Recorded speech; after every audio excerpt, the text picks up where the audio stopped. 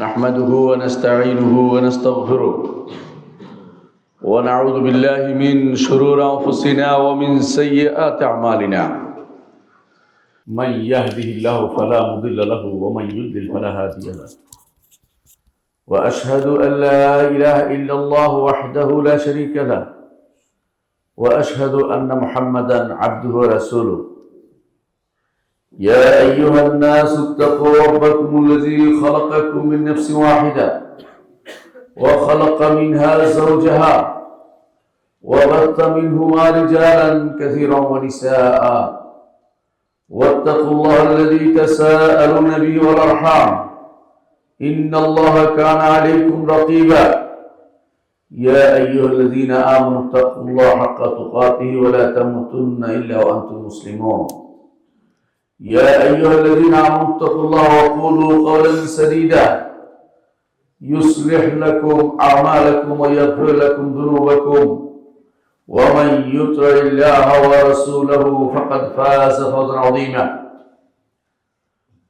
أما بعد فإن أصدق الحديث كتاب الله وخير الهدي هدي محمد صلى الله عليه وسلم وشر الأمور محدثاتها وكل محدثة بدعة وكل بدعة ضلالة وكل ضلالة في النار أيها الناس اتقوا الله فإن الله عز وجل فرض علينا التقوى ومن لم يتق الله لم يدخل الجنة رضيتم واعلموا أن الله عز وجل يقول ثم جعلناك على شريعة من الأمر فاتبعها ولا تتبع أهواء الذين لا يعلمون إنهم لن يغنوا عنك من الله شيئا وإن الظالمين بعضهم أولياء بعض والله ولي المتقين هذا بصائر للناس وهدى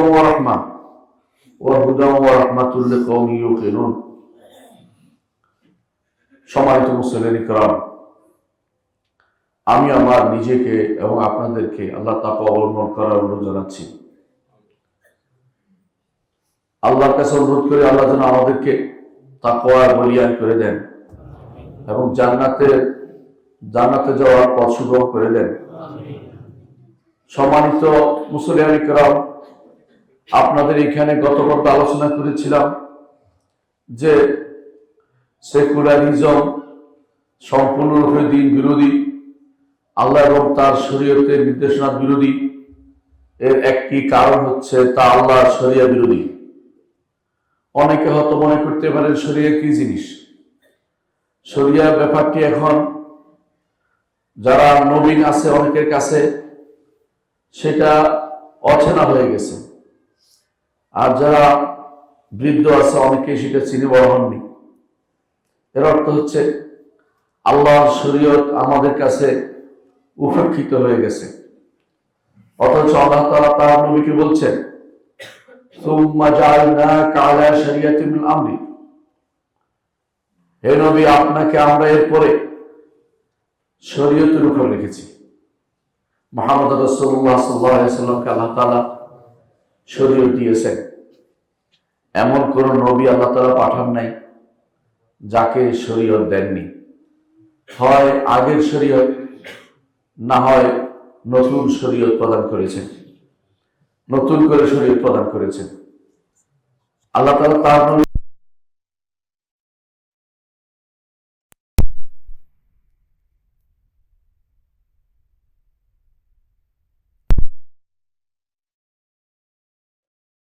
এমন ঘাট যেই ঘাটে নামলে পানি পান করা যায়। জীবন এমন একটি ঘাট, এই জীবনের পানি হচ্ছে শরিয়া। এই জীবন আল্লাহর বিধান অনুসারে চললে আখিরাতে জান্নাত পেতে হলে এই শরিয়া মেনে চলতেই হবে। আল্লাহর শরীয়তকে যারা মানবে না তারা দুনিয়াতে থেকেও মৃত। আল্লাহ তাআলা তার নবীকে যেহেতু বলছেন আপনাকে আমরা শরীয়তের উপর রেখেছি, তারপর বলছেন ফাত্তাবিরহা, দ্বীনের মধ্যে তিনি শরীয়তের উপর আমাদের নবীকে রেখেছেন, অর্থাৎ আমাদেরকেও রেখেছেন। ফাত্তাবিরহা নবীকে নির্দেশ দিচ্ছেন শরীয়ত অনুসরণ করে চলতে। সুতরাং নবী যে শরীয়ত অনুসরণ করে চলেছেন, আমাদেরকেও সেই শরীয়তই অনুসরণ করে চলতে হবে। এটা প্রমাণ করে যে ছোট বড় যা কিছু আমাদের নবী বলেছেন সবটাই শরীয়ত। কোরআনে কারিমে যা এসেছেন সেটাও শরীয়ত, মুহাম্মদ রাসূলুল্লাহ সাল্লাল্লাহু আলাইহি ওয়াসাল্লাম যা বলেছেন সেটাও শরীয়ত, এবং সেটা অনুসরণের নির্দেশ আল্লাহ তাআলা তার নবীকে দিয়েছেন। এবং তার নবী যেহেতু এর দ্বারা আদিষ্টিত, আমরা সবাই এর দ্বারা আদিষ্টিত। আল্লাহ তাআলা এরপর বলছেন, ওয়ালা তাত্তাবি'উ আহওয়া'আল্লাযীনা লা ইয়া'লামুন, যারা জানে না তাদের প্রবৃত্তির অনুসরণ করবেন না। কারা জানে না? যারা শরীয়তের উপর নাই তারা জানে না। জগতের প্রতিটি প্রাণী, প্রতিটি মানুষ, প্রতিটি জীব যারা শরীয়তের উপর নাই তারা জানে না। কারণ শরীয়ত হলো জ্ঞানের ভান্ডার, শরীয়ত থেকে জ্ঞান নিতে হবে। আজ শরিয়া উপেক্ষিত হয়ে গেছে, শরিয়া নামটি অনেকের কাছে অসহ্য হয়ে গেছে। আল্লাহ তাআলা নাম দিয়েছেন শরিয়া বিরোধী যে যা আছে সে নাম দিয়েছেন আহওয়া। আহওয়া তো প্রবৃত্তির অনুসরণ, প্রবৃত্তির অনুসরণ। মন চায় আল্লাহ শরীয়ত বিরোধী পথে চলতে, মন চায় গান শুনতে, মন চায় সিনেমা দেখতে, মন চায় খারাপ ছবি দেখতে, মন চায় আল্লাহর বিরুদ্ধে কথা বলতে, মন চায় স্বাধীনতার নাম দিয়ে যা ইচ্ছা তা করতে। এগুলি সবই প্রবৃত্তির অনুসরণ, তার কিছুই নয়। আল্লাহর শরীয়ত আপনাকে, আল্লাহ শরীয়ত দিয়ে আপনাকে বেঁধে দিয়েছে, এই শরীয়তের বাইরে যাওয়ার আপনার কোনো সুযোগ নেই। আল্লাহর শরীয়তের বাইরে কেউ যদি মনে করে কারোর জন্য আল্লাহর শরীয়তের বাইরে চলার সুযোগ আছে, যেমন চলেছে কারোর মতে খিদির আলাইহিস সালাম মুসা আলাইহিস সালামের শরীয়তের বাইরে ছিল, এরকম কেউ যদি মনে করে যে বর্তমানেও কোনো পীর বা কোনো ফকির অথবা কোনো রাষ্ট্রনায়ক বা কোনো সংসদ সদস্য কারোর জন্য আল্লাহর শরীয়তের বাইরে যাওয়ার সুযোগ আছে, তাহলে সে ব্যক্তি ঈমান হারা হয়ে গেছে। আপনারা জানেন ভালো করে যে সমস্ত কাজে ঈমান চলে যায়, শাইখুল ইসলাম মুহাম্মদ ইবনে আব্দুল ওয়াহাব রাহমাতুল্লাহ আলাইহি তার মধ্যে একটি বলেছেন যে আল্লাহর শরীয়তের বাইরে যাওয়া কারোর জন্য বৈধ মনে করলে সেই ব্যক্তি ঈমান হারা হয়ে যায়। আল্লাহ তাআলা এর জন্য বলছেন, ইন্নাহুম লা ইউগনু আনকা মিনাল্লাহি শাইআ, নিশ্চয়ই এরা, হুম কারা, ইন্নাহুম নিশ্চয়ই এরা, এরা কারা? এরা হচ্ছে যারা শরীয়তের বাইরের লোক। তারা শরীয়তের বাইরের লোক, তাবৎ কাফের গোষ্ঠী, তাবৎ মুশরিক গোষ্ঠী, ইহুদিরা, নাসারারা সবাই আল্লাহর শরীয়তের বাইরে। কারণ আল্লাহর শরীয়ত হচ্ছে সবার জন্য, আমাদের নবীর শরীয়ত সবার জন্য। অন্য নবীদের ভিন্ন ভিন্ন শরীয়ত থাকতো, কারণ তারা সার্বজনীন নবী ছিলেন না, এলাকা ভিত্তিক ভিন্ন ভিন্ন নবী আসতো। মুসা আলাইহিস সালাম যে এলাকার নবী ছিলেন, খিদির সে এলাকার নবী ছিলেন না। এই জন্য ভিন্ন ভিন্ন ভিন্ন ভিন্ন শরীয়ত ছিল। কিন্তু আমাদের নবীর শরীয়ত আসার পরে পূর্ববর্তী সমস্ত শরীয়তকে আল্লাহ তাআলা রহিত করে দিয়েছেন।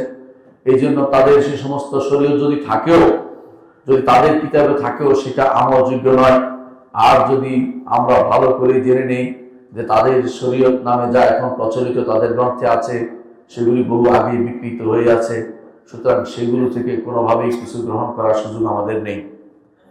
সুতরাং আজ যারা বিভিন্ন নীতি ও আদর্শ চালু করছেন, বিভিন্ন দেশ থেকে এনে বিভিন্ন আইন ও বিধান চালু করছেন, তাদের মনে রাখা উচিত আল্লাহ তাআলা কি বলছেন। আল্লাহ তাআলা বলছেন, ইন্নাহুম লা ইয়াগনু আনকা মিনাল্লাহি শাইআ, নিশ্চয়ই এরা আল্লাহর পাকড়াও থেকে আপনাকে সামান্যতম বাঁচাতে পারবে না। আল্লাহ পাকড়াও কখন করবে? যখন আল্লাহর বিধানের বিরুদ্ধে যাবে, তখনই তো আল্লাহ পাকড়াও করবেন। যেখানে মুহাম্মদ রাসূলুল্লাহ সাল্লাল্লাহু আলাইহি সাল্লামকে আল্লাহ তাআলা তার হাবিবকে, তার প্রিয় মানুষটিকে ধমক দিচ্ছেন যে আপনাকে তারা যেন তাদের প্রবৃত্তির দিকে নিয়ে যেতে না পারে, প্রবৃত্তির দিকে নিয়ে যেতে না পারে, আপনাকে তারা যেন তাদের এই সমস্ত নীতির দিকে নিতে না পারে। আপনি শরীরকে আঁকড়ে ধরুন, শরীয়তকে পাকড়ে আঁকড়ে ধরুন, শরীয়তকে আপনি ধরে রাখুন, এরা আপনার কোনো উপকার করতে পারবে না। যখন শরিয়ার বিরোধী চললে আল্লাহর আযাব এবং গজব যখন হবে, তখন আপনাকে তারা কোনো উপকার করতে পারবে না। আল্লাহর আযাব এবং গজব থেকে তারা বাঁচাতে পারবে না, দুনিয়াতেও না আখিরাতেও না। আল্লাহর শরীয়তের বিরুদ্ধে চললে কি হবে? আল্লাহ তাআলা বলছেন যে পাকড়াও হবে, আল্লাহর পক্ষ থেকে তাদেরকে বিভিন্নভাবে শাস্তি দেওয়া হবে। এরপর আল্লাহ তাআলা বলছেন ওয়া ইন্নাল যালিমিনা বা'দুহুম আউলিয়াউ বা'দ, জালেমরা একে অপরের বন্ধু। জালেম মানে কাফের, জালেম মানে মুশরিক। কোরআন হাদিসে জালেম বলতে তিন শ্রেণীকে বোঝায়: আল্লাহর সাথে যারা শরীক করে এবং আল্লাহর সাথে যারা কুফরি করে এবং পরস্পর যারা নিজেরা জুলুম করে, সবগুলি কোরআন হাদিসে জালেম। আপনারা দেখতে পান আল্লাহ তাআলা কোরআনে কারীম লোকমানের ওসিয়ত যখন বর্ণনা করেছেন তখন বলেছেন যে ইন্না শিরকা লাযুলমুন আযীম, শিরক হচ্ছে বড় জুলুম। এখানেও আল্লাহ তাআলা বলছেন ওয়া ইন্নাল যালিমিনা বা'দুহুম আউলিয়াউ বা'দ, এরা জালেমরা একে অপরের বন্ধু। অর্থাৎ আল্লাহর শরীয়তকে দূরে সরিয়ে দিতে, তাদের বিধান প্রবর্তন করতে, আল্লাহর শরীয়ত না মানতে তারা একে অপরকে সহযোগিতা করে যায় জালেমরা। এখনো সে জালেমরা আল্লাহর শরীয়ত বিরোধিতা করার জন্য একে অপরকে সহযোগিতা করে। আপনি দেখবেন এটা স্বাভাবিক নীতি হয়ে গেছে। বিশ্বের বিভিন্ন পথ পরিবর্তন হবে, কিন্তু ইসলামের দিকে কোনো পরিবর্তন হয় না। প্রত্যেকে তার মতো করে পরিবর্তন করে নেয়, নতুন কোনো আইডিওলজি নিয়ে আসে। কেউ হয়তো আগে একটা করতো, নতুন আরেকটা করছে। ইসলামের জন্য কেউ কান্নাকাটি করার কেউ নেই। ইসলাম আজ গরিব হয়ে গেছে। মুহাম্মদ রাসূলুল্লাহ সাল্লাল্লাহু আলাইহি ওয়াসাল্লাম বলেছেন বাদা ইসলামু গরিবান ওয়া সায়াউদু কামা বাদা ফাতুবা লিল গুরাবা। ইসলাম অপরিচিত হয়ে শুরু হয়েছিল, আবার যেভাবে অপরিচিত হয়েছে সেটা অপরিচিত হয়ে যাবে। আজ আল্লাহর শরীয়ত অপরিচিত হয়ে গেছে। আল্লাহর শরীয়ত বুঝে না রাষ্ট্রনায়করা, আল্লাহর শরীয়ত বুঝে না সাংসদরা, আল্লাহর শরীয়ত বুঝে না শিক্ষকরা, আল্লাহর শরীয়ত বুঝে না ছাত্ররা, আল্লাহর শরীয়ত বুঝে না একজন পিতা, আল্লাহর শরীয়ত মেনে চলে না একজন মা, আল্লাহর শরীয়ত মেনে চলে না মেয়েরা, আল্লাহর শরীয়ত কোথাও প্রতিপালিত হয় না, শুধু মসজিদের মধ্যে সীমাবদ্ধ করে দেওয়া হয়েছে। সেখানেও নিজের মন মতো বক্তব্য অনেক সময় দেওয়ার চেষ্টা চালিয়ে যাচ্ছে। এর অর্থ হচ্ছে এমন একটা পরিবেশ আজ তৈরি হয়েছে, জালেমরা একে অপরের বন্ধু হয়েছে। একদিকে তারা বন্ধু, যত কিছুই হোক আল্লাহর শরীয়ত যেন না আসে, আল্লাহর শরীয়ত যেন না আসে, এবারে তারা একমত। অথচ আল্লাহর শরীয়তের উপর থাকতেই হলে ঈমানটা থাকবে, আল্লাহর শরীয়তের উপর না থাকলে ঈমানটা থাকছে না। আল্লাহ তাআলা জন্য বলছেন ওয়াল্লাহু ওয়ালিয়্যুল মুত্তাকিন। আর জালেমরা একে অপরের বন্ধু শরীয়তের বিরুদ্ধে, আর মুত্তাকিদের বন্ধু হচ্ছে আল্লাহ। আল্লাহ যা দিয়েছেন মুত্তাকিরা তা গ্রহণ করে, আল্লাহর শরীয়তকে মুত্তাকিরা গ্রহণ করে।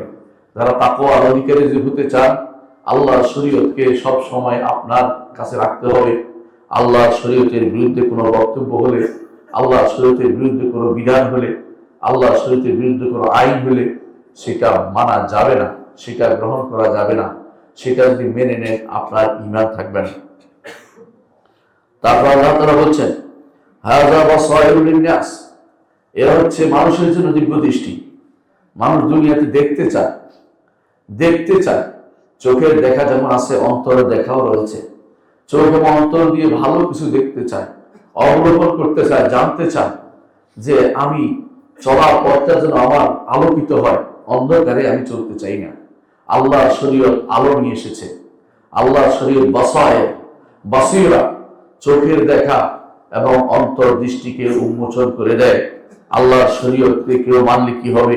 সে আলো পাবে, ওয়া হুদান, হেদায়েত পাবে, ও রাহমাত, এবং রহমত পাবে। আল্লাহর শরীয়ত মানলে আপনি পথ পাবেন, আলো দেখতে পাবেন। দুনিয়ার মুখে আপনার চোখের সামনে শুধু আলো আর আলো থাকবে, আখিরাতেও সিরাত পার হওয়ার সময় আলো থাকবে। আর দুনিয়ার মুখে আপনি হেদায়েত পাবেন, আর দুনিয়ার মুখে আপনার জন্য রহমত হবে। আল্লাহর বিধান মানা রহমত, আল্লাহর বিধান মানা কষ্টকর নয়। আল্লাহর বিধান মেনে রহমতের ঢালি ছড়িয়েছেন আমাদের খুলাফায়ে কেরাম। আল্লাহর বিধান মানার কারণে শান্তি ছড়িয়েছে সারা সারা দুনিয়াতে। এর অর্থ হচ্ছে যারা আল্লাহর উপর ইয়াকিন রাখে, কওম ইউকিনুন, তাদের জন্য আল্লাহ শরীয়তের কোনো বিকল্প হতে পারে না। সম্মানিত মুসলিয়ানি কেরাম, আল্লাহ তাআলা এই শরীয়ত দিয়ে সেটা শুধু ব্যক্তিগত আমলে সীমাবদ্ধ রাখেননি, ব্যক্তিগত আমলও করতে হবে। আমি ব্যক্তিগত আমল প্রাধান্য দিচ্ছি, কোনো সন্দেহ নেই, কিন্তু শুধু ব্যক্তিগত আমল নয়, এটার উপর আমল শুধু সুন্নাহ আর ফরজ করে দিয়েছেন। অর্থাৎ এটা মানতে আমি বাধ্য, আল্লাহ শরীয়ত মানতে আমি বাধ্য। আল্লাহ তাআলা তার কোরআনে বলছেন, ওয়া আনজালা মাআহুল কিতাবা বিল হাক্কি, আল্লাহ তাআলা যুগে যুগে নবী রাসূল পাঠিয়েছেন, তাদের সাথে তিনি কিতাব পাঠিয়েছেন, বিল হাক্কি, যথাযথভাবে। হক অর্থ হচ্ছে যদি সংবাদ হয় তা সত্য, আর যদি সেটা বিধান হয় তাহলে ইনসাফপূর্ণ, এটা হলো হক। কোরআন কারিমে যেখানে হক আসছে তার অর্থ হচ্ছে আল্লাহর বিধান যদি হয় সেটা হবে ইনসাফপূর্ণ, আর আল্লাহ তাআলা যদি আল্লাহ তাআলা কোনো সংবাদ দিয়ে থাকে সেটা হবে সত্য। এটা হচ্ছে হকের অর্থ। এই হকের অর্থ এভাবে বুঝলে পুরো কোরআন বোঝা আপনার জন্য সহজ হয়ে যাবে। আল্লাহ তাআলা তার কিতাবকে দিয়েছেন হক। হক অর্থ হচ্ছে কিতাবে যত সংবাদ আছে তা একেবারে পিওর সত্য, 100% সত্য, এখানে কোনো সন্দেহের লেশ মাত্র নেই। আর দ্বিতীয় হচ্ছে কিতাবে যত বিধান আছে সমস্ত বিধান ইনসাফপূর্ণ, এর বাইরে মানুষ যে বিধান দিবে সেটা ইনসাফ বিরোধী, আল্লাহর শরিয়ার বিরোধী যেগুলি হবে সেগুলি কখনো ইনসাফপূর্ণ হতে পারে না। সেগুলিতে কারোর উপর জুলুম হবে, কাউকে ছাড় হবে, কাউকে কষ্ট দেওয়া হবে। আর আল্লাহর শরীয়ত হচ্ছে ভারসাম্যপূর্ণ শরীয়ত। সুতরাং আল্লাহর শরীয়ত তিনি প্রত্যেক নবীকেই দিয়েছেন যে সময় যেটা উপযুক্ত, আর আমাদের নবীকে দিয়েছেন যেটা কিয়ামত পর্যন্ত যে মানুষের জন্য উপযুক্ত সেভাবে দিয়েছেন। মানুষের মধ্যে পরিবর্তন আসার পরে আল্লাহর পক্ষ থেকে যেই অবস্থা মানুষ এসে পৌঁছেছে সে অবস্থা অনুসারে একটি শরীয়ত দিয়েছেন, যে শরীয়ত কিয়ামত পর্যন্ত চলতে থাকবে। এর কোনো বিকল্প মানুষ কোনোদিন চিন্তাও করতে পারবে না। কেন দিয়েছেন শরীয়ত? আল্লাহ তাআলা বলছেন, লিয়াহকুমা বাইনান নাসি ফীমা ইখতালাফু ফীহি, মানুষের মধ্যে যে ব্যাপারে মতভেদ হবে সেখানে যেন আল্লাহর শরীয়ত, আল্লাহর কিতাব, আল্লাহর বিধান দিয়ে ফয়সালা করা যায়। এটা আল্লাহর নির্দেশ। নবী রাসূলদেরকে যে কারণে পাঠিয়েছেন তা হচ্ছে যেন শরীয়ত বাস্তবায়ন করা হয়, শরীয়তের উপর রেখেছেন বাস্তবায়ন করার জন্য। মানুষের মাঝে যে সমস্ত বিসংবাদ হবে সেগুলোতে কিভাবে তাদের মধ্যে ফয়সালা করা যায় সেই জন্য আল্লাহ তাআলা তার শরীয়তকে দিয়েছেন। সূরা বাকারা 213 নম্বর আয়াতে সেটা পাবেন। আরেকটি আয়াতে আল্লাহ তাআলা আমাদেরকে সরাসরি নির্দেশ দিয়েছেন তার শরীয়ত মানার জন্য, এবং শরীয়ত না মানলে কি হবে সেটা বলছেন। সূরা ইউসুফের 40 নম্বর আয়াতে আল্লাহ তাআলা বলছেন, ইনিল হুকমু ইল্লা লিল্লাহ, হুকুম তো একমাত্র আল্লাহ তাআলার পক্ষ থেকে আসবে, আইন আল্লাহ তাআলার পক্ষ থেকে আসবে, বিধান আল্লাহ তাআলার পক্ষ থেকে আসবে। আমার আল্লাহ তাআবুদু ইল্লা ইয়্যা, আল্লাহ নির্দেশ দিচ্ছেন একমাত্র তারই ইবাদত করতে। তার হুকুমের সাথে ইবাদতের কি সম্পর্ক? হুকুমের সাথে ইবাদতের সম্পর্ক হচ্ছে যে আল্লাহর বিধান মানা ইবাদত, আল্লাহর বিধান মানা ইবাদত, আল্লাহর বিধানের অনুসারে বিচার করা ইবাদত, আল্লাহর বিধান মানাও ইবাদত। সুতরাং কেউ যদি উপর ভিন্নটা করে তাহলে সে আল্লাহর ইবাদত করলো না, অন্য কারো ইবাদত সে করলো।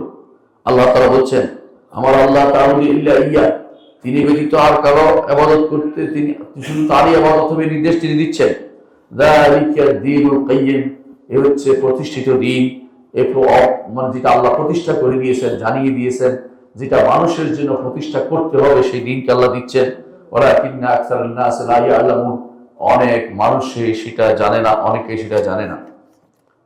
কোরআনে কারীম আল্লাহ তাআলা অন্যত্র এটা আমাদেরকে জানিয়েছেন যারা ঈমানদার তাদের কি গুণ, আর যারা ঈমানদার নয় তাদের কি গুণ আল্লাহ তাআলা জানিয়ে দিচ্ছেন।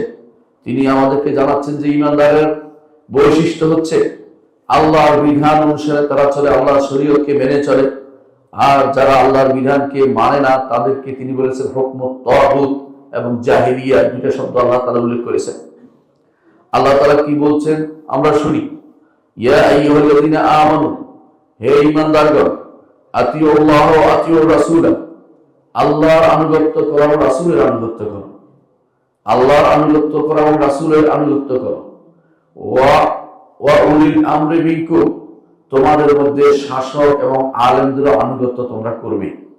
তবে আল্লাহ এবং তার রাসূলের আনুগত্য নিরঙ্কুশ, কিন্তু শাসক এবং আলেমের আনুগত্য নিরঙ্কুশ নয়, তাদের আনুগত্য শর্ত সাপেক্ষে।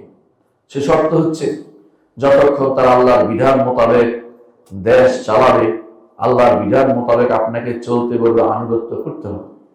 তারা যদি আপনাকে ধরে ফেলে চুরি করেছেন বলে, তারা যদি আপনাকে হাত কেটে দেয়, আপনাকে মেনে নিতে হবে, এর বিরুদ্ধে প্রতিবাদ করতে পারবেন না।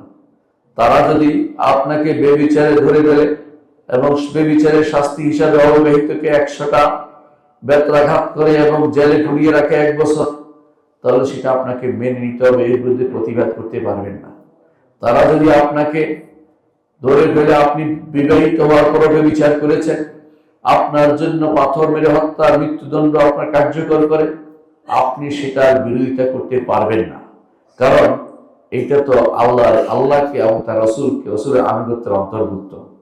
তারা যদি মদ পান করা লোককে ধরে ফেলে এবং 80টা বেত্রাঘাত করে তাকে, সেখানে বিরোধিতা করতে পারবেন না, মানি না বলতে পারবেন না, এর জন্য আন্তর্জাতিক আদালতে যেতে পারবেন না, কাফেরদের কাছে ধর্ণা দিতে পারবেন না। এগুলি কেন? কারণ এটা তো আল্লাহ তাআলার নির্দেশকে তারা প্রতিপালন করছে এই জন্য। কিন্তু তারা যদি আপনাকে বলে যে, তারা যদি এই কথা চালু করে যে নিজেদের সম্মতিক্রমে যদি কোনো যৌন কর্ম হয়, সেটা তো আর বেবিচার নয়, এই কথা বললে সেটা মানা যাবে না। কারণ এটা আল্লাহর শরীয়ত বিরোধী। আল্লাহর শরীয়ত বিরোধী কেউ কিছু করলে সেটা মানা যায় না। আলেম বললেও মানবেন না, হাকিম বললেও মানবেন না, শাসক বললেও মানবেন না। আল্লাহর শরীয়ত বিরোধী কোনো কিছু কারোর জন্য কোনোভাবেই মানার সুযোগ নেই। আল্লাহ তাআলা বলছেন আমাদেরকে আনুগত্য করতে, আল্লাহ তার রাসূলের এই দুই আনুগত্য নিরঙ্কুশ, এখানে কোনো রকমের এদিক সেদিক করার সুযোগ নেই। ওয়া উলিল আমরি মিনকুম, তোমাদের মধ্যে শাসক এবং তোমাদের মধ্যে আলেমদের তোমরা আনুগত্য করো। ফা ইন তানাযাতুম ফি শাইইন, তোমাদের মধ্যে যদি কোনো বিষয়ে বিবাদ হয়, ফারুদ্দু ইলাল্লাহি ওয়া রাসূল, তাহলে আল্লাহ এবং তার রাসূলের দিকে ফিরিয়ে দাও। অর্থাৎ তখন আর শাসকের দিকে যাবে না, তখন যাবে আল্লাহ এবং রাসূল কি বলেছেন সেটা খুঁজে বের করতে হবে। কারণ শাসক ভুল করতে পারে, আল্লাহ এবং তার রাসূলের কোনো নীতিতে কোনো ভুল থাকবে না। এই জন্য সেখানে ফিরে যেতে হবে। ইন কুনতুম তু'মিনুনা বিল্লাহি ওয়াল ইয়াউমিল আখির, যে এই কাজটি ওই ব্যক্তি করবে যে আল্লাহর উপর ঈমান রাখে এবং আখিরাতের উপর ঈমান রাখে। যালিকা খায়রুন ওয়া আহসানু তা'ওয়িলা, এ হচ্ছে উত্তম, এর চেয়ে উত্তম আর কিছু হতে পারে না। এবং আহসানু তা'ওয়িলা, পরিণামে প্রকৃষ্টতর এটা, অর্থাৎ পরিণাম ভালো, দুনিয়াতেও ভালো। আল্লাহর বিধান প্রবর্তনের ফল দুনিয়াতেও ভালো, আল্লাহর বিধান প্রবর্তনের ফল আখিরাতেও ভালো। আখিরাতে ভালো ওই শাসককে আল্লাহ তাআলা আরশের নিচে ছায়া দেবেন, যেই শাসক আল্লাহর বিধান অনুসারে ফয়সালা করে, ইনসাফপূর্ণ ফয়সালা করে। এটা আমার নবী মুহাম্মদ রাসূলুল্লাহ সাল্লাল্লাহু আলাইহি ওয়াসাল্লাম বলে দিয়েছেন। এবং আল্লাহর বিধান মানা যেহেতু ইবাদত, আল্লাহর বিধান প্রবর্তন করাও ইবাদত এবং আল্লাহর বিধান অনুসারে বিধান দেওয়াও ইবাদত। সুতরাং এই 3 কাজে যারা করবে প্রত্যেকে আখিরাতে জান্নাতের হকদার হবে, কারণ ইবাদত একমাত্র আল্লাহর জন্যই করছে। যদি অন্য কারোর জন্য কিছু অংশ আপনি রেখে দেন, অতটুকু আপনি শিরিক করলেন। আর শিরিক এমন এক জায়গা যেখানে অল্প হলে বাকিটা নষ্ট করে দেয়, বাকিটা ওইটা ঠিক থাকে না। একটু শিরিক অর্থ হচ্ছে আপনার ঈমান শেষ, একটু শিরিক অর্থ হচ্ছে আপনার তাওহীদ শেষ, একটু শিরিক অর্থ হচ্ছে আপনি কুফরিতে জড়িয়ে গেছেন, আপনার বাকি অংশ আল্লাহর দরবারে কবুল হচ্ছে না। সুতরাং আপনাকে জানতে হবে আল্লাহর বিধান, আল্লাহর শরীয়ত মানার কি গুরুত্ব রয়েছে। এরপর আল্লাহ তাআলা বলছেন, আলাম তারা ইল্লাযিনা ইয়াজউমুনা আন্নাহুম আমানু বিমা উনজিলা ইলাইকা ওয়া মা উনজিলা মিন ক্বাবলিক ইউরিদুনা আন ইয়াতাহাকামু ইলা তাগুত।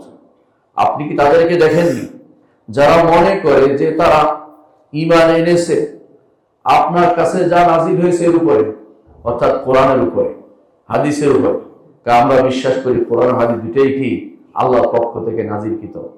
যারা মনে করে যে আপনার উপর যা নাজিল হয়েছে তার উপর ঈমান এনেছে এবং আখিরাতের উপর ঈমান এনেছে এবং তারা ঈমান এনেছে পূর্বে যে সমস্ত কিতাব সেগুলোর উপর ঈমান এনেছে, তবে সেটা হচ্ছে মৌলিক ঈমান। পূর্বের কোনো বিধানকে এখন বাস্তবায়ন করার কোনো সুযোগ নেই আমাদের কিতাবে বা আমাদের রাসূলের হাদিসে না থাকলে। আবার সেটা মনে করেন না যে আমরা অন্য কিতাব থেকে নিয়ে আসবো, সে আমার সুযোগ নেই। ইউরিদুনা ইয়াতাহাকামু ইলা তাগুত, তারা কি চায়? মনে বলে যে ঈমান আছে। বাংলাদেশের শতকরা যদি বলেন 85% মুসলিম, আমি 85% বললাম, এদেরকে যদি বলেন ঈমানদার কিনা, বলে হ্যাঁ ঈমানদার। কিন্তু যখনই বলবেন যে আল্লাহর শরীয়তের কাছে মাথা নত করে, তখনই তাদের কাছে ইয়াসুদ্দুনা আনকা সুদুদা, আপনার থেকে মুখ ফিরিয়ে নিবে, বলবে যে এরা তো দেখতেছি প্রতিক্রিয়াশীল, এরা প্রতিক্রিয়াশীল, এরা অমুক, এরা অমুক, এরা ধর্মান্ধ, এরা বিভিন্ন নাম দিয়ে আপনাকে অপমানিত করবে। অথচ আল্লাহর শরীয়তকে মানতে আপনি বাধ্য। এটা যে বলেছে সে তো আপনাকে স্মরণ করিয়ে দিচ্ছে। এ তো তার উপর দায়িত্ব হচ্ছে আপনাকে সহযোগিতা করছে। সে তো অপরাধ করছে না, সে ভালো কাজ করছে। সুতরাং তার বিরুদ্ধে আপনার খেপার কারণটা কি? কারণ হচ্ছে আপনি চাচ্ছেন ইউরিদুনা ইয়াতাহাকামু ইলা তাগুত, আপনি মুখে ঈমানদার থাকবেন, কর্মে আপনি ঈমানদার থাকবেন না।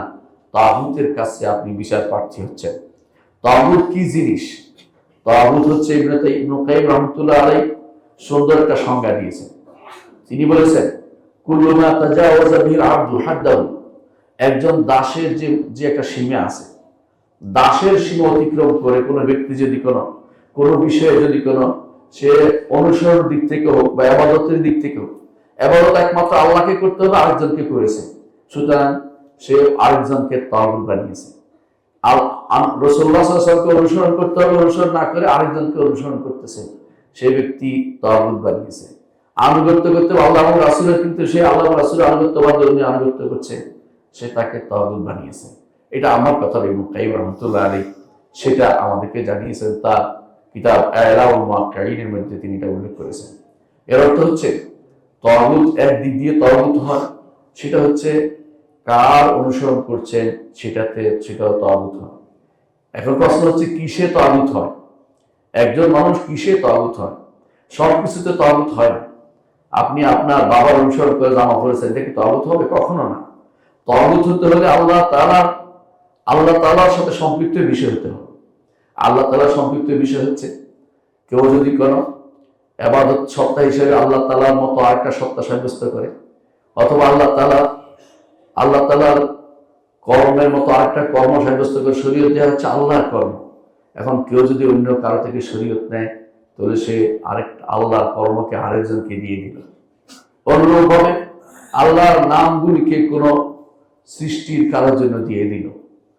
যেমন আল্লাহ তাআলা হচ্ছেন হাকাম, তার নাম হচ্ছে হাকাম। ইলাইহিল হুকুম, হাদিসে আছে রাসূলুল্লাহ সাল্লাল্লাহু আলাইহি ওয়াসাল্লাম বলেছেন, ইন্নাল্লাহু হুয়াল হাকাম ওয়া ইলাইহিল হুকুম। আল্লাহ তাআলা হচ্ছে হাকাম, তার কাছে হুকুম নিতে হবে। হাকাম অর্থ মহাবিচারক, তার কাছ থেকে হুকুম নিতে হবে। আপনার হুকুম যদি কোনো শুধু পার্লামেন্ট থেকে আসে, আপনার হুকুম যদি কোনো নেতা থেকে আসে, আপনার হুকুম যদি কোনো কাফের থেকে আসে, কোনো বাইরের কোনো রাষ্ট্রপ্রধানের কোনো উক্তি থেকে আসে, তাহলে আপনি আল্লাহ তাআলার ফেলটাকে অন্য কাউকে দিয়ে দিলেন। এই জন্য আপনার এটা শিরক। বুঝতে পারছেন কথাটা? এর অর্থ হচ্ছে কিভাবে হয়, সেটা হচ্ছে কি করে হয়, কি দিয়ে হয়, দুইটা জিনিস আমি বলছি। হয় যখন সীমা লঙ্ঘন করবেন, সৃষ্টির সীমা লঙ্ঘন করে সৃষ্টিকে আনুগত্য, ইবাদত এবং অনুসরণের দিক থেকে যে আল্লাহ সীমা দিয়েছেন সেটাকে সীমা অতিক্রম করবেন, তখন আপনি তাগুত হবেন। আর কিসে হয়? যখন আল্লাহ তাআলার কোনো বিষয়ে সেই ব্যক্তি সৃষ্টিকে তার সাথে শরীক করে। আল্লাহ তাআলার বিষয়গুলি কি? 5টি বিষয়কে সবসময় স্মরণ রাখবেন। আল্লাহ তাআলার সত্তা, আল্লাহ তাআলার নাম, আল্লাহ তাআলার গুণ, আল্লাহ তাআলার কর্ম এবং আল্লাহর অধিকার। এগুলিকে যদি কেউ অন্য কাউকে প্রদান করে, সে ব্যক্তি তাকে তাগুত বানিয়ে ফেলল। যে দিল সে তাগুত বানালো, কিন্তু কোনো যাকে দেওয়া হয় সে রাজি না থাকে, সে তাগুত হবে না। যেমন ইহুদি নাসারা, যেমন নাসারারা এটা দিয়েছে ঈসা আলাইহিস সালাতু ওয়াস সালামকে। তিনি এইটা কখনো বলেন নাই যে আমাকে তোমরা আল্লাহর সন্তান মনে করো, আমাকে তোমরা ইবাদত করো, এটা কিন্তু বলেন নাই। এই জন্য তিনি তাগুত হবেন না, কিন্তু এরা তাকে তাগুত বানিয়েছে, অর্থাৎ নাসারারা একে তাগুত বানিয়েছে। সেইভাবে যদি কেউ ইমামদের মধ্যে কোনো ইমামকে ধরে, ইমাম আবু হানিফা রাহমাহুল্লাহ অথবা মালিক অথবা শাফিঈ অথবা আহমদ, তারা কোনোদিন বলেন নাই যে আমার এইটাকে তোমাদের বাস্তবায়ন বাধ্যতামূলক। তারা স্কুল অফ থট হিসেবে একটা জিনিস দিয়েছে যে আমার কাছে এটা প্রাধান্যপ্রাপ্ত, তুমি দেখো দলিল ভিত্তিক করে নিতে পারো, নাহলে তুমি নাও নিতে পারো। তারা বাধ্য করেন না কাউকে। কিন্তু আপনি যদি মনে করেন যে এইটাই আমাকে বাস্তবায়ন করতে হবে, আপনি তখন, তিনি তাগুত না হলে আপনি তাকে তাগুতের পর্যায়ে নিয়ে যাচ্ছেন। কারণ আপনি তখন মনে করছেন যে তার বিধান আমার জন্য মানতে বাধ্য, অর্থাৎ যেটা যে জায়গাটা আল্লাহর 5টি জায়গা যেটা আমরা বলেছি, তিনি শরীয়ত দানের অধিকারী, তিনি যেটা ফেল, যেটা আল্লাহর সত্তা, নাম, কর্ম, গুণ, অধিকার, 5টি জিনিসে যদি কোনো কেউ এইগুলিতে অন্য যে কোনো জিনিসকে দেন, এমনকি যদি কোনো কিছুই না, আপনি মনে করছেন যে গোত্রীয় কোনো নীতি, এটাকে আপনি এই জায়গায় স্থান করে দিয়েছেন। যেমন চেঙ্গিস খান তার ইয়াসাকে স্থান করে দিয়েছিল, তার সন্তানদের মাঝে। ইয়াসা অনুসারে তাদের দেশ চলত। বর্তমানে যেভাবে এমন সব আইন ও বিধান দিয়ে রাষ্ট্র চলে যেগুলি ইয়াসার মতোই, চেঙ্গিস খান যেটা রেখে গেছে সেটার মতোই চলছে। আল্লাহর বিধান অনুসারে অনেক কিছুই চলে না। আমরা অনেক কিছুই বলি, অনেক কিছুই বলতে পারি না। কিন্তু আমাদের বক্তব্যগুলো বোঝা দরকার। আল্লাহর বিধানকে মানতে হলে, আল্লাহর শরীয়তের উপর থাকতে হলে, দ্বীন ও ইসলামের উপর থাকতে হলে অবশ্যই আপনাকে একমাত্র আল্লাহরই ইবাদত করতে হবে, তাগুতকে বর্জন করতে হবে। মুখে ঈমানদার অথচ কর্মকাণ্ডে তাগুতের কাছে বিচার প্রার্থী হলে আপনার ঈমান থাকবে না। আল্লাহ তাআলা বলছেন ওয়াকাদ উমিরু ইয়াকফুরু বিহি, তাদেরকে তো নির্দেশ দেওয়া হয়েছে তারা যেন তাগুতের সাথে কুফরি করে। তাগুতের সাথে কুফরি করার নির্দেশ কোথায় দিয়েছে? আল্লাহ তাআলা বলছেন লা ইকরাহা ফিদ-দীন ক্বাদ তাবায়্যানা আর-রুশদু মিনাল গায় ফামান ইয়াকফুর বিত-তাগুতি ওয়া ইউমিন বিল্লাহি ফাকাদ ইসতামসাকা বিল-উরওয়াতিল উসকা লা ইনফিসামা লাহা। আল্লাহ তাআলা নির্দেশ দিয়েছেন কোরআন কারীম অন্যত্র যে ফামান ইয়াকফুর বিত-তাগুতি ওয়া ইউমিন বিল্লাহ, যে কুফরির তাগুতের সাথে কুফরি করবে, আল্লাহর উপর ঈমান আনবে। এটাই হচ্ছে লা ইলাহা ইল্লাল্লাহ অর্থ। লা ইলাহা অর্থ হচ্ছে কুফরি বিত তাগুত, ইল্লাল্লাহ অর্থ হচ্ছে ওয়ুমিন বিল্লাহ। ফামান ইয়াকফুর বিত তাগুত ওয়া ইউমিন বিল্লাহ, এটা হচ্ছে লা ইলাহা ইল্লাল্লাহ অর্থ। সুতরাং যে কেউ মনে করছে যে তাগুতের কাছে বিচার প্রার্থী হলে কোনো সমস্যা নাই, তাগুতের আইন রচনা করলে কোনো সমস্যা নাই, সে ব্যক্তি এখনো লা ইলাহা ইল্লাল্লাহ অর্থ বুঝতে পারেনি। আল্লাহ নির্দেশ দিচ্ছেন ওয়াকাদ উমিরু আন ইয়াকফুরু বিহি, আল্লাহ নির্দেশ দিচ্ছেন যেন তাগুতের সাথে কুফরি করা হয়, আল্লাহ বিরোধী বিধানের সাথে কুফরি করা হয়, আল্লাহর বিধানের বিরোধী বিধানকে পরিত্যাগ করা হয়, ছেড়ে দেওয়া হয়। আল্লাহ নির্দেশ দিচ্ছেন। অথচ ওয়া ইউরিদু শাইতানু আন ইউদিল্লাহুম দালালান বাঈদা, শয়তান চায় তাদেরকে পথভ্রষ্ট করতে। পথভ্রষ্ট কখন হবে? যখন আল্লাহর বিধানকে পরিবর্তন করে অন্য বিধানকে সেখানে প্রতিস্থাপন করা হবে। এরপর আল্লাহ তাআলা বলছেন ওয়াইযা কিল লাহুম তাআলু ইলা মা আনজালাল্লাহু ওয়া ইলা রাসূল, যখন তাদেরকে বলা হবে আল্লাহর বিধানের দিকে আসো, আল্লাহ যা নাজিল করেছে এটার দিকে আসো। আল্লাহ কি নাজিল করেছে? আল্লাহ আপনার জন্য যা প্রয়োজন সবই নাজিল করে দিয়েছে। আল্লাহ রাসূল সাল্লাল্লাহু আলাইহি ওয়াসাল্লাম সবই বর্ণনা করে গেছে। কেউ যদি মনে করে ইসলামে আমার সমস্যার সমাধান নাই, তাহলে সে ব্যক্তি কাফের, সে ব্যক্তি কোনোদিন ঈমানদার থাকতে পারবে না। কারণ ইসলামকে আল্লাহ তাআলা পূর্ণ করে দিয়েছেন। ইসলামকে আল্লাহ তাআলা নবী মুহাম্মদ রাসূলুল্লাহ সাল্লাল্লাহু আলাইহি ওয়াসাল্লাম পূর্ণ করেছেন। এর আগে অন্য কারোর জন্য এত পূর্ণ ইসলাম কোনোদিন আসেনি। কিন্তু আমাদের নবী মুহাম্মদ সাল্লাল্লাহু আলাইহি ওয়াসাল্লামকে আল্লাহ তাআলা ইসলাম পূর্ণ করে দিয়েছেন। আল্লাহ তাআলা বলেছেন ইয়াউমা আকমালতু লাকুম দীনাকুম ওয়া আতমামতু আলাইকুম নি'মাতি ওয়া রাদিতু লাকুম ইসলাম দীনা। আজকের দিনে তোমাদের জন্য দ্বীনকে পূর্ণ করে দিলাম এবং তোমাদের নিয়ামতকে পূর্ণ করে দিলাম। সব দ্বীন ও নিয়ামত সবই পরিপূর্ণ, আলহামদুলিল্লাহ। ওয়া রাদিতু লাকুম ইসলাম দীনা, ইসলামকে দিয়ে আল্লাহ তাআলা আমাদের জন্য সন্তুষ্ট হয়েছে। আমরা প্রতিদিন সকাল বিকাল বলি রাদিতু বিল্লাহি রাব্বান ওয়া ইসলাম দীনান ওয়া মুহাম্মাদিন নাবিয়্যান। তারপরে কিন্তু এটা মুখের কথা থেকে যায়, কাজের মধ্যে আর আসে না।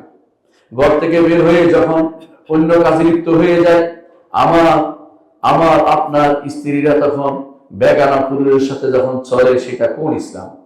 এটা কোনটা আপনি চলছেন? যখন শরীয়ত বিরোধী কোন বিধান বাস্তবায়ন হয়, কোথাও শরীয়ত বিরোধী বিধানে আপনাকে ভোট দিতে বলা হয়, যেখানে সেখানে কোথাও আপনাকে মত দিতে বলা হয়, আপনি সেখানে সরাসরি বিরোধিতা না করে তখন মন্দের ভালো খুঁজতে থাকেন যে কোন ইসলাম আপনাকে বলছে, আপনি কিভাবে আল্লাহর বিধানকে মানছেন। আপনি তো সুবিধাবাদী নীতিতে চলছেন। আল্লাহর বিধানকে মানতে হলে পুরোপুরি মানতে হবে। আমাদের দিন দিন পরিপূর্ণ। এই দিন পরিপূর্ণ হওয়ার কারণে ইহুদি নাসারারা আমাদেরকে হিংসা করে, ঈর্ষা করে। এই জন্য এক সাহাবীকে এক ইহুদি বলেছিল যে তোমাদের দিনে একটি আয়াত আছে, এই আয়াতটি যদি আমাদের দিনে পাওয়া যেত, আমরা ওই দিনটাকে, যে দিন এটা নাজিল হয়েছে ঈদের দিন মনে করতাম। সেটা কি ছিল? আল-ইয়াওমা আকমালতু লাকুম দীনাকুম ওয়া আতমামতু আলাইকুম নি'মাতি ওয়া রাদিতু লাকুম ইসলাম দীনা। তখন সাহাবী বলেছিলেন যে আমি জানি সেটা কোথায়, কোন আয়াতের কথা তুমি বলছো, আর কোথায় নাজিল হয়েছে সেটাও আমি জানি। মুহাম্মদ রাসূলুল্লাহ সাল্লাল্লাহু আলাইহি ওয়াসাল্লাম বিদায় হজের ভাষণের সময় এই আয়াতগুলো নাজিল হয়ে, বিদায় হজের ভাষণের পরে আয়াতগুলো নাজিল হয়েছিল, সেটা আপনারা জানেন। অর্থ হচ্ছে এরপরে আর হুকুম আহকাম জড়িত কিছু আসেনি, শুধুমাত্র বিধান, অন্যান্য শুধুমাত্র এর সাদাত জড়িত কিছু এসেছে। দিন পরিপূর্ণ হওয়ার পর আপনাকে অন্য কোথাও যাওয়ার, অন্য কোথাও ধর্ণা দেওয়ার সুযোগ কি আছে? কখনো থাকতে পারে না। এই জন্য যদি ইমানদার থাকতে হয়, যদি সত্যি সত্যি আপনি আল্লাহ এবং তার রাসূলের ইমানদার হন, তাহলে অবশ্যই আপনাকে আল্লাহ এবং তার রাসূলের দিকে যাইতে হবে, কখনো অন্য দিকে যেতে পারবেন না। গেলে কি হবে? আমার আল্লাহ বলে দিয়েছেন, যখন তাদেরকে বলা হয় যা আল্লাহ নাজিল করেছে এবং যা রাসূল নাজিল করেছে তার দিকে ফিরে আসো, রাআইতাল মুনাফিকিনা, আল্লাহ বলছেন এরা হচ্ছে মুনাফিক। আল্লাহ সরাসরি মুনাফিক বলে দিচ্ছেন, তবে নাম বলেন নাই, কাজ বলে দিচ্ছেন যে আপনি মুনাফিকদের দেখতে পাবেন, অর্থাৎ যারা আল্লাহ এবং রাসূলের দিকে আসে না।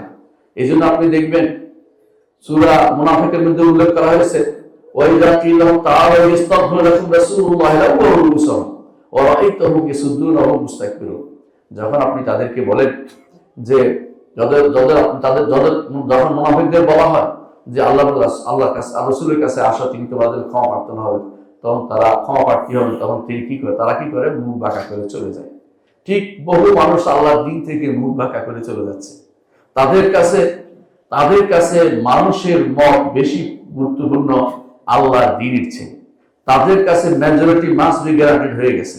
তাদের কাছে বেশিরভাগ মানুষের চায় আমি কি এর পুরোটা ধরে রাখতে পারি নাকি? এটা আল্লাহর বিধান মতো কাজ হতে পারে না। আল্লাহ তাআলা বলছেন রাআইতাল মুনাফিকিনা ইয়াসুদ্দুনা আনকা সুদুদা, আপনি মুনাফিকদের দেখতে পাবেন আপনার থেকে তারা দূরে সরে যাচ্ছে, সরিয়ে দিচ্ছে সবকিছুকে। ফাকাইফা ইযা আসাবাতহুম মুসিবাতুন, আল্লাহ তাআলা এখন আমাদেরকে সাবধান করছেন যারা এই কাজটি করবে, আল্লাহ এবং রাসূলের পথ থেকে দূরে সরে যাবে। আল্লাহ তাআলা বলছেন আসাবাতহুম মুসিবা, তাদেরকে মুসিবত পাবে, দুনিয়ার দুঃখ লাঞ্ছনা পাবে। ফামা জাযাউ মান ইয়াফআলু যালিকা মিনকুম ইল্লা খিজিয়ুন ফিল হায়াতিদ দুনিয়া, দুনিয়ার জীবনে লাঞ্ছিত হবে, অপমানিত হবে। আল্লাহর বিধান থেকে দূরে সরে গেলে, আল্লাহর শরীয়তকে বাস্তবায়ন না করলে দুনিয়ার বুকে আপনি লাঞ্ছিত হবেন। সারা দুনিয়ার মানুষ আপনাকে থ্রেট দিবে, সারা দুনিয়ার রাষ্ট্রপ্রধানরা আপনাকে ছাগল মনে করবে। আর আল্লাহর বিধান অনুসারে চলে সবাই ভয়ে পালাবে। আল্লাহর বিধানের যে জৌলুস আছে, আল্লাহর বিধানের যে ক্ষমতা আছে, সেটা একটু বাস্তবায়ন করে দেখুন 10টা বছরের জন্য, দেখতে পাবেন আপনি সেই সৌন্দর্য, আপনি বুঝতে পারবেন বিশ্বের তাবৎ কাফেররা আপনাকে ভয় পাচ্ছে। আর যদি সেটা না করতে পারেন, আপনি কাফেরদের ভয় পাবেন, তাদের ভয়ে আপনি সবসময় কম্পিত থাকবেন। তাদের কাছে গিয়ে ধর্ণা দিবেন আর বলবেন আমার আর কোনো ভয় নাই, ইসলাম বাংলাদেশে প্রতিষ্ঠিত হবে না, এরকম কথাবার্তা আপনি বলতে তখন বলে তাদেরকে খুশি করতে চাইবেন।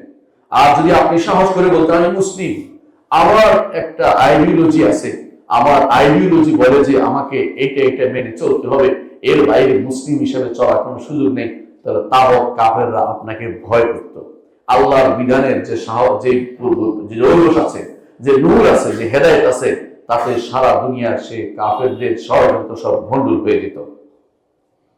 আল্লাহ তাআলা বলছেন যখন তোমাদেরকে মুসিবতে পাবে, তাদেরকে মুসিবত, যারা আল্লাহর বিধান মানবে না তাদের মুসিবত পাবে, তাদের বিপদ হবে, দুনিয়ার বুকে হবে, আখিরাতের বিপদ অপেক্ষাই করছে। কারণ বিমা কদ্দামাত আইদিহিম, নিজেরা এটা কামাই করে নিয়েছে। সুম্মা জাউকা ইয়াহলিফুনা বিল্লাহ ইন আরাদনা ইল্লা ইহসানা ওয়া তাওফীকা, কত সুন্দর কথা। যদি একটু বুঝেন, আপনার কাছে এসে বলবে ইয়া রাসূলুল্লাহ, আমরা তো আসলে খারাপ কিছু চাইনি, আমরা তো ইহসান চেয়েছি, মানুষের প্রতি দয়া চেয়েছি, মানবিকতা চেয়েছি। বুঝলেন না? এখন বেশিরভাগ মানুষই বলে যে মানবিকতা, ইসলামের থেকে মানবিকতা বেশি গুরুত্বপূর্ণ। অনেকে আছে কথাটা তার কিছু না বলে শেষে বলবে যে মানবিক দিকটা বিবেচনা করো। ইসলাম হচ্ছে বড় মানবিকের কোন জিনিস আছে? ইসলাম হচ্ছে অন্য কোনো জিনিস মানবিক মনে করে সত্যি ইমানদার থাকতে পারে না। ইসলাম বড় মানবিক। মুহাম্মদ রাসূলুল্লাহ সাল্লাল্লাহু আলাইহি ওয়াসাল্লাম মতো মানবিক ব্যক্তি জগতের বুকে আর কেউ কোনোদিন দেখে নাই। সুতরাং কেউ যদি মনে করে মানবিকতা চাচ্ছি, ইহসান চাচ্ছি, দয়া চাচ্ছি, আল্লাহর শরীয়তকে বাদ দিয়ে সে ব্যক্তি ইমানদার থাকে কি করে আমাকে বলেন? তারপর আবার তাদের মধ্যে বলে আমরা তো মিল মহব্বত চাচ্ছি, মানে আমার জাতি যেন একরকম থাকে, জাতির মধ্যে যেন ইয়ার তৈরি না হয়, বিভেদ তৈরি না হয়, এরকম কথাই আপনাদের বলবে। মুসলিম যদি হন, মুসলিমের জন্য একটাই বিধান হবে আল্লাহর শরীয়ত। অমুসলিমের জন্য তো আমরা আল্লাহর শরীয়ত মানতে বাধ্য করছি না। তাদের জন্য তাদের নীতি তারা চলতে পারবে, এটা তো আমরা বাধ্য করছি না। হ্যাঁ, আমাদের সাথে যখন বিরোধ হবে আমাদের নীতি তাদের উপর কার্যকর হবে, কিন্তু তাদের ব্যাপারে একান্ত ব্যাপারে আমরা আমাদের নীতি বাধ্য করছি না। আপনি মুসলিম হয়ে থাকেন সত্যিকার, আপনার জন্য আল্লাহ শরীয়ত সবার জন্য সমান মানতে বাধ্য। তৌফিক করতে হচ্ছে এটা, তৌফিক করবেন কিভাবে বাস্তবায়ন করবেন। তৌফিক হচ্ছে এটা নয় এখান থেকে একটা ওইখান থেকে একটা নিয়ে আমি একটা নতুন করে তৈরি করে বানাবো, এইটা আল্লাহ শরীয়ত মানা বলা হয় না। এটা তৌফিক নয়, এটা তাওফিক। এবং এটা হচ্ছে বিনষ্ট করা, আল্লাহ শরীয়তের বিরুদ্ধে অবস্থান নেয়া। এরপর আল্লাহ তাআলা বলছে উলাইকা আল্লাযিনা ইয়ালামুল্লাহু মা ফি কুলুবিহিম, আল্লাহ তাদের অন্তরে কি আছে ভালো করে জানে। এরা আপনার কাছে এসে যতই সাধু সাধুক না কেন, আল্লাহর কাছ থেকে কোনো কিছু গোপন নেই। আলা ইয়ালামু মান খালাকা ওয়া হুয়াল লাতীফুল খাবীর, যিনি সূক্ষ্মদর্শী, যিনি সৃষ্টি করেছেন আপনাকে, আপনার সৃষ্টির গোড়া কি, আপনার সৃষ্টির শেষ কোথায় পৌঁছবে, সবকিছু আমার রব্বুল আলামিন জানেন। আপনার সৃষ্টির কোন জায়গায় কি থাকবে সেটাও তিনি জানেন। আবার তিনি একত্র করবেন, তিনি বলে দিয়েছেন কোরআনে কারীমে যে কোথায় কি আছে সব তিনি জানেন। আল্লাহ তাআলা জানেন জমিন কি খেয়েছে, আপনার জমিন কতটুকু আপনার থেকে নষ্ট করে দিয়েছে, জমিন আবার সেটা ফেরত দিবে। আপনি আল্লাহর সামনে আবার নিতে হবেন, আল্লাহর সামনে উপস্থিত হবেন। সুতরাং আপনি যতই মনে করেন না কেন যে আমি ঠক দিচ্ছি, মানুষদেরকে বোকা বানাচ্ছি, আমাদের নির্বাচন আসলে মাথায় কাপড় দিয়ে ঘোমটা দিয়ে মানুষের কাছে যাচ্ছি, নির্বাচন চলে গেলে কোথায় ঘোমটা কোথায় কি কায়ের ক্ষমতা দেখাচ্ছেন, আল্লাহ তাআলা কিন্তু সবই জানেন। আপনার কি অন্তরের খবর জানেন, বাইরের খবর জানেন। ওই আল্লাহকে ভয় করা উচিত, এটার নাম হচ্ছে তাকওয়া। এই তাকওয়া অবলম্বন করা উচিত। শুধুমাত্র হজ করে মাথায় কাপড় দিয়ে আসলেই তাকওয়াবান হওয়া যায় না। আবার মাঝে মধ্যে আপনার মুখ থেকে এরকম শব্দ যখন বের হয় দুঃখজনক, যে জীবন তো ট্যাব হয়ে গেছে। যখন আল্লাহর শরীয়ত যারা মানে তাদেরকে আপনি অপমানজনক বক্তব্য বলবেন, এর অর্থ হচ্ছে আপনার আল্লাহর শরীয়তের বিরুদ্ধে অবস্থান নিলেন। যখন দাঁড়িয়েওয়ালাদেরকে অপমান করবেন, যখন আল্লাহর বিধান যারা প্রবর্তন করতে চায় তাদের বিরুদ্ধে অবস্থান নিবেন, আল্লাহর বিধানের কথা যখন বলা হবে তখন আপনি সেটা শুনতে চাইবেন না, তখন আপনার অন্তরে কি আছে সেটাও আমরা জানি। এবং সেটার জন্য আপনি প্রস্তুত থাকুন। কবরে যাওয়ার সময় আল্লাহ মিল্লাতে রাসূলিল্লাহ আপনাকে দেওয়া হচ্ছে না, আল্লাহ মিল্লাতে ইহুদ ওয়ান নাসারা, আপনি কবরে যাবেন। আর কবরে গেলে প্রশ্ন উত্তর দেওয়ার জন্য আপনি প্রস্তুত থাকেন। আপনি কি আল্লাহকে রব মেনেছেন কিনা, আল্লাহর বিধান আল্লাহর শরীয়ত মানছেন কিনা। রব মানলে তো শরীয়ত উত্তর দিতে হবে। উত্তর যদি দিতে হয় আল্লাহর শরীয়ত বাস্তবায়ন করতে হবে। আপনার বিশ্বাস আছে কিনা আমি জানি না।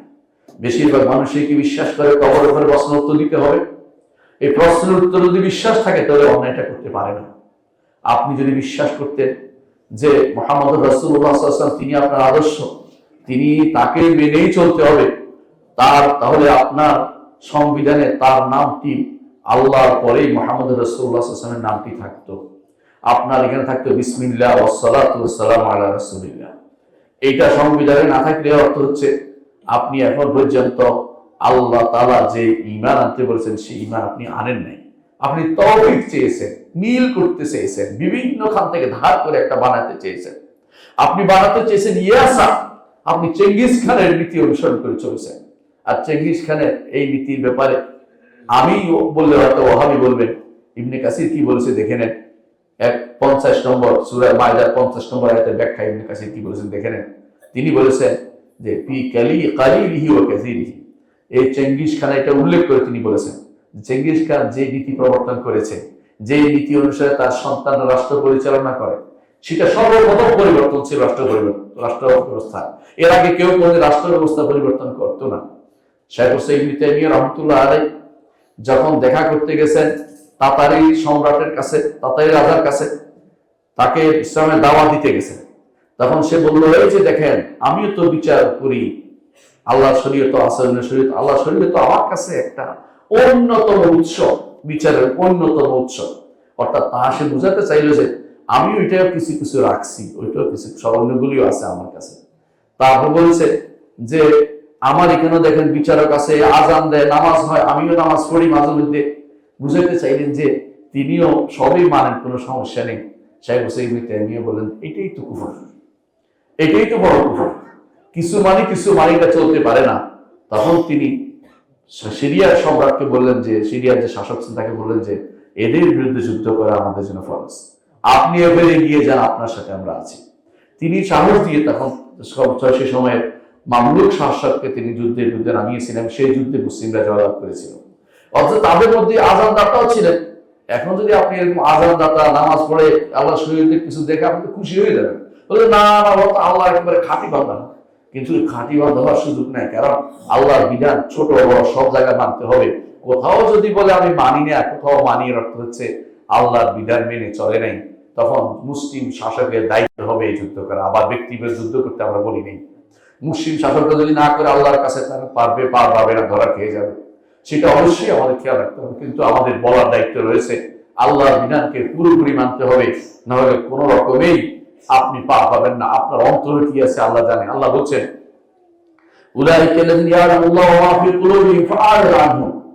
আল্লাহ ভালো করে জানেন তাদের অন্তরে কি আছে। হে নবী, আপনি তাদের থেকে মুখ ফিরিয়ে নিন, উপেক্ষা করুন। কেন? কারণ তারা মুনাফিক। মুখে একটা বলছে, অন্তরে তাদের আরেকটা। মুখে বলছে আমরা তো ভালোই চাচ্ছি। হ্যাঁ, যত মানুষই আছে শাসকরা শুধু বলে আমরা ভালোই চাই, কেউ বলে না আমি খারাপ চাই। হাজার হাজার মানুষ মেরে ফেললো বলে ভালোই চাচ্ছি, খারাপ কেউ চায় না, সবাই ভালোই চায়। কিন্তু ভালো চাইলে হবে না, ভালো তো সেটাই হতে হবে যেটা আমার আল্লাহ এবং তার রাসূল অনুমোদন করেছেন।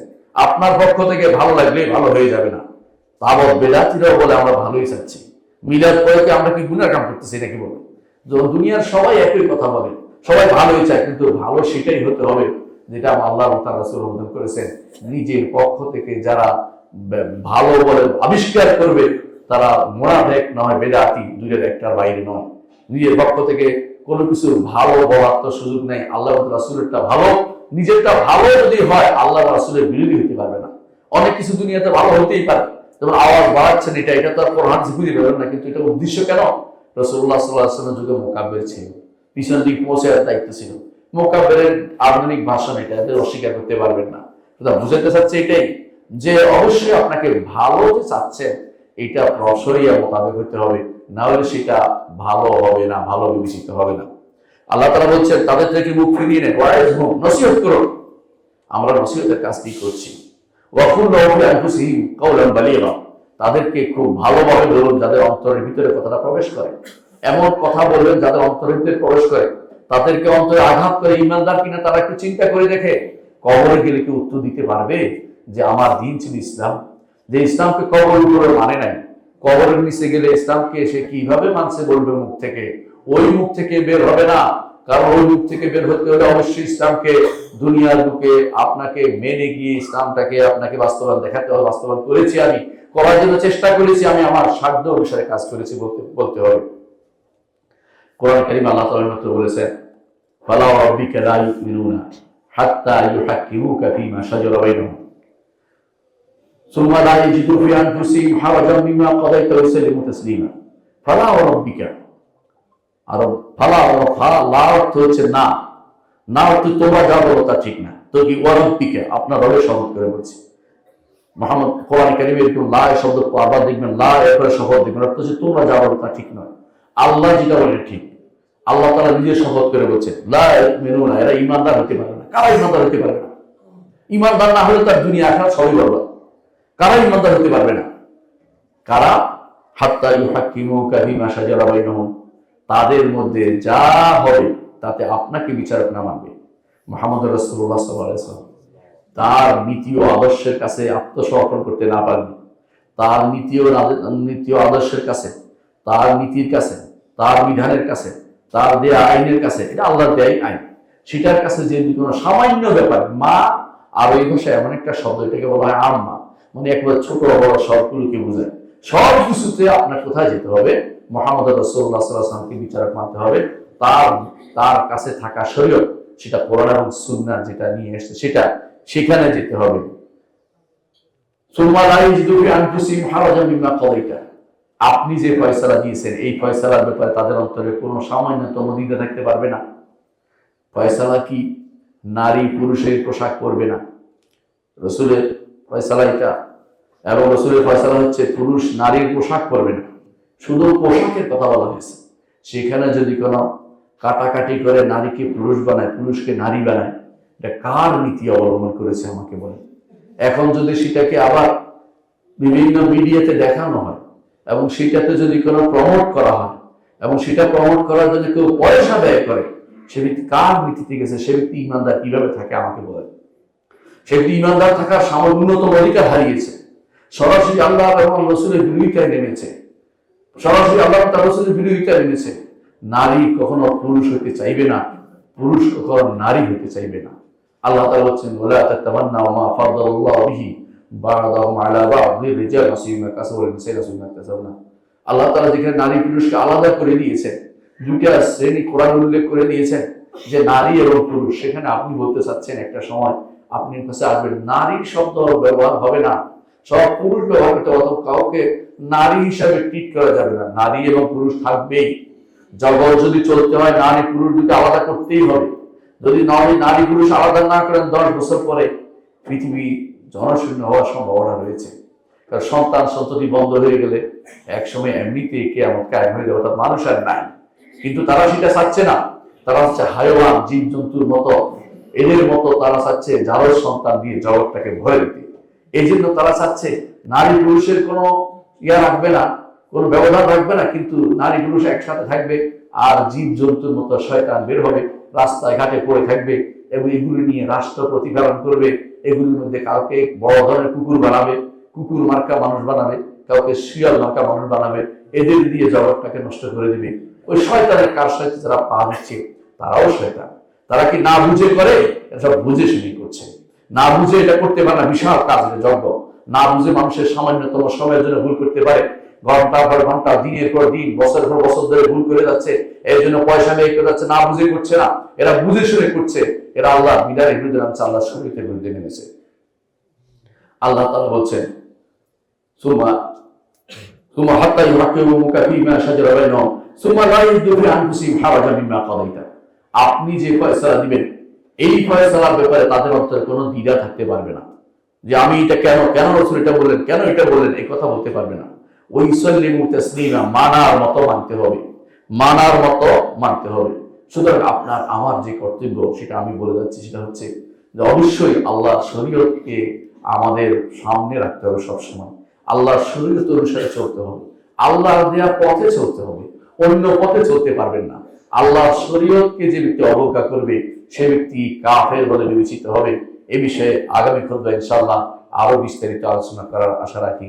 আল্লাহ আমাদের তৌফিক দান করুন। আকুলু কাওলি হাযা ওয়া আস্তাগফিরুল্লাহ লি ওয়া লাকুম ওয়া লিসাইরিল মুসলিমিনা ফাস্তাগফিরু ইন্নাহু হুয়াল গফুরুর রহিম।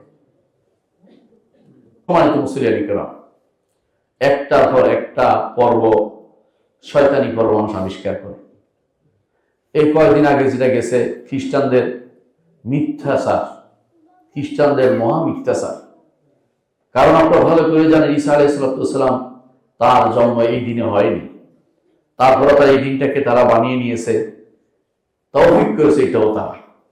অর্থাৎ আশেপাশে বিভিন্ন জাতির যে মূর্তির ইবাদত, মূর্তি পূজা করতো তারা, সেইগুলিতে তারা এই দিনটাকে মহা উৎসবের দিন মনে করত। তারা কিন্তু তাদের সাথে মিলেমিশে একটা বানাইলো, যাতে করে ওরা তাদের মতো একসাথে চলতে পারে এবং তাদের রাষ্ট্র টিকে থাকে, তাদের বক্তব্য টিকে থাকে। এই জন্য তারা এটাকে দিন বানিয়েছে। ঈসা আলাইহিস সালামের জন্ম এই দিন হয়েছে, তারা কেমন বুঝলো? কোথায় আছে এইগুলো? কোনো দলিল কোথাও দিতে পারবে? তাদের কোনো কিতাবে আছে সেটা? এটা বানিয়ে নিয়েছে একটা জিনিস, আর সেটাকে আপনি মিথ্যা অভিষ করছেন। তাদের জন্য অভিষ করা আপনার জন্য হারাম। শুধু হারাম না, আরেকটা কারণ, তারা ঈসাকে মনে করে আল্লাহর সন্তান। আল্লাহর সন্তানের জন্ম দিবস আপনি পালন করতেছেন। আপনার মতো কি বলবো, আপনাকে কোন শ্রেণীতে ফেলবো আমি জানি না। আপনাকে জাহেল বলবো না আপনাকে আর কিছু বলবো আমার জানা নেই। এত বড় জঘন্যতম কাজ আপনি কিভাবে করতে পারেন? আল্লাহ তাআলা কি বলছেন? ওয়াকালু ইত্তাখাযার রহমানু ওয়ালাদা, তারা বলে যে রহমান সন্তান গ্রহণ করেছেন। লাকাদ জিতুম শাইআন ইদ্দা, কত মারাত্মক কথা তোমরা বলেছো। তাকাদু সামাওয়াতু ইয়াতাফাত্তারনা মিনহু ওয়া তানশাক্কুল আরদু ওয়া তাখিরুল জিবালু হাত্তা আন দাউ লির-রহমানি ওয়ালাদা। আসমান ফেটে চৌচির হয়ে যেতে চায়, জমিন ধ্বংস হয়ে যেতে চায়, পাহাড় টলে যেতে চায়, চূর্ণ বিচূর্ণ হয়ে যেতে চায় যখন তোমরা আল্লাহর জন্য সন্তান সাব্যস্ত করো। এরা সন্তান সাব্যস্ত করে আর আপনি সেদিন তাদেরকে উইশ করেন। আপনার কি বিবেক কি আল্লাহ কিছু রাখেনি? নাকি আপনি ইমানদার থাকতে চাচ্ছেন না? ইমানদার থাকতে হলে তাদেরকে কোনো উইশ করতে পারেন না। এই তো গেল একটা শয়তানি গেল, আর একটা শয়তানি সামনে আসছে। কিসের 31st নাইট? আল্লাহর দিন সবগুলি সমান। এগুলো যদি কেউ প্রতিপালন করতে চায় তাহলে সে বেহায়াপনাকে উস্কে দিচ্ছে। কারণ এই দিন পালন করার কিছু নয়। আল্লাহর দিন সবগুলি সমান। আল্লাহর দিন সবগুলি আল্লাহ তাআলা কোরআনে কারীম বলে দিয়েছেন, মিনহা আরবাতুন হুরুম ইন্না ইদ্দাতাশ শুহুরি ইনদাল্লাহি 12 শাহরান। আল্লাহর কাছে মাস হচ্ছে 12টি, তার মধ্যে 4টি হচ্ছে হারাম। এর মধ্যে এটা পড়েই না। আপনি কিসের ভিত্তিতে এটা করছেন? হারাম মাসের ভিত্তিতে আল্লাহ বলছে ফালা তাজলিমু ফিহিন্না আনফুসাকুম, এগুলোর মধ্যে সাবধান, এগুলোর মধ্যে জুলুম জাতীয় কিছু করো না। আপনি অন্যায় করার জন্য রাত বেছে নিয়েছেন, এবং কি জন্য রাতটা বাঁচিয়েছে? এই রাতটা কিসের, কোন দিক দিয়ে গুরুত্বপূর্ণ? বেহায়াপনা যারা করতে চায়, এবং যারা যে সমস্ত চায় নারীরা তারা বেবিচার করে সন্তান ধারণ করবে, জালজ সন্তান ধারণ করবে, যে সমস্ত মায়েরা বাপেরা তাদের সন্তানের খবর রাখে না, তারাই শুধু এটা করতে পারে। যারা দায়ুস হতে চায় তারাই সেটা করতে পারে। আর যাদের নিজের আত্মমর্যাদা বোধ আছে, তার সন্তানকে সেদিন বের করা বা এই দিন সম্পর্কে কোনো কথা বলা, এই দিনে রাস্তায় বের হওয়া, এটা কখনো বৈধ হইতে পারে না। আমি অনুরোধ জানাবো যাদেরকে আল্লাহ তাআলা ক্ষমতা দিয়েছেন তাদেরকে, তারা যেন এই কঠিন হস্তে এটা নিয়ন্ত্রণ করেন। কোনো 31st নাইট বলতে কোনো কিছু নাই। কাফেরদের সমস্ত সংস্কৃতি আমাদের দেশে চলতে পারে না। আমাদের আল্লাহ তাআলা আলাদা সংস্কৃতি দিয়েছেন। আমাদের জন্য ঈদুল ফিতর আছে, ঈদুল আযহা আছে। এর বাইরে কোনো রকমের ঈদ ফেস্টিভ্যাল আমাদের নেই। সেটা পয়লা বৈশাখও আমাদের নয়, এটা হচ্ছে সেকুলারিজমের দেয়া ঈদ পর্ব। অনুরূপভাবে খ্রিস্টানদের ঈদ পর্ব হচ্ছে এই বছরের শুরুর প্রথম দিন, এটাও আসছে আপনাদের কাছে। অনেকে সেই দিন হ্যাপি নিয়ে ইয়ার দিয়ে ভরাই বলছেন। কি জন্য বলছেন হ্যাপি না? এই হ্যাপি না আনহ্যাপিটা আপনি কেমনে বুঝবেন? কিসের কারণে? আপনার বলার কারণে কি হ্যাপি হয়ে যাবে? কি জন্য এটা বলছেন? ইসলাম এটাকে জায়েজ মনে করে না। এই জাতীয় কোনো উইশ ইসলামে নাই। আপনি যদি একটা জিনিস ইসলাম রেখেছে, ঈদের পরে, ঈদের নামাজের পরে বলতে বলেছে তাকাব্বালাল্লাহু মিন্না ওয়া মিনকুম, আল্লাহ আমার এবং তোমার থেকে কবুল করুন। দুনিয়ার বুকে আনন্দে একেবারে আপনি উদ্বেলিত হয়ে গেলেন, আখিরাতে গিয়ে ধরা খেয়ে গেলেন। আপনার মতো দুর্ভাগা তো আল্লাহর দুনিয়াতে আর নাই। আপনি হ্যাপি কোত্থেকে পাচ্ছেন? এত হ্যাপি আপনার কোত্থেকে আসে? ও হ্যাপি তো ভালো জিনিস নয়। আপনি কি এই গত বছরে ইবাদতগুলো ঠিকমতো করতে পারছিলেন? সালাতগুলো ঠিকমতো করছেন? আল্লাহর শরীয়ত মেনে চলেছেন? তাহলে আপনার জন্য অবশ্যই সুসংবাদ রয়েছে। সেটা আপনি দিবেন না, ফেরেশতারা দিবে। মৃত্যুর সময় আপনাকে বলবে ইন্নাল্লাযীনা ক্বালু রাব্বুনাল্লাহু সুম্মা ইসতাকামু তাতানাজ্জালু আলাইহিমুল মালায়েকা আল্লা তাখাফু ওয়া লা তাহজানু ওয়া আবশিরু বিল জান্নাতি আল্লাতী কুনতুম তুআদুন। এই হ্যাপি ফেরেশতারা আপনাকে জানাবে, যদি আপনি দিন মেনে চলতে পারেন, মৃত্যুর মাথায় যেতে পারেন, সেই সময় পর্যন্ত গড়গড়া পর্যন্ত ঈমানের উপর টিকে থাকতে পারেন, তখন আপনাকে ফেরেশতারা হ্যাপি দিবে, কোনো সন্দেহ নাই। ও আবশিরু বিল জান্নাতি আল্লাতী কুনতুম তুআদুন। এর আগে দুনিয়ার বুকে আপনার হ্যাপি কোত্থেকে আসে? আপনার কি জান্নাতের ফয়সালা হয়ে গেছে? কিসের হ্যাপি আপনি একে অপরকে জানাচ্ছেন? এইটি বেদাত, এটি কেউ করবেন না। কেউ এই মেসেজ দিবেন না। এই মেসেজ দেওয়া শরীয়তে বৈধ নয়, এই মেসেজ দেওয়া জায়েজ নয়। এই জাতীয় কোনো দিবস পালন ইসলামে জায়েজ নেই, কোনো দিবস পালন ইসলামে নাই। এমনকি মুহররমের প্রথম দিন পালন ইসলামে জায়েজ নাই। অনেকে হয়তো মনে করতে পারেন আমরা তাহলে আরবি মাস কেন পালন করি না? আমরা কোনোটাই পালন করি না।